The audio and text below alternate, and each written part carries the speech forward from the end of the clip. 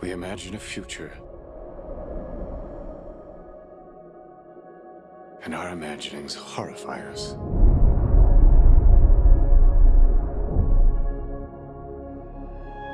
They won't fear it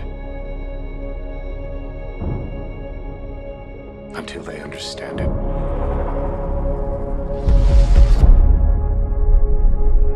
And they won't understand it until they've used it.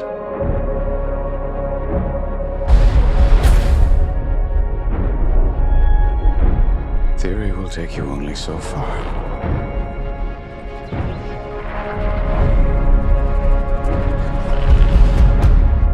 I don't know if we can be trusted with such a weapon. But we have no choice.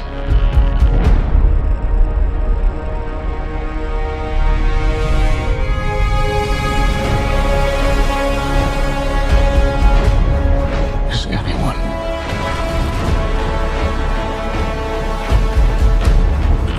ever going to tell the truth about what's happening here?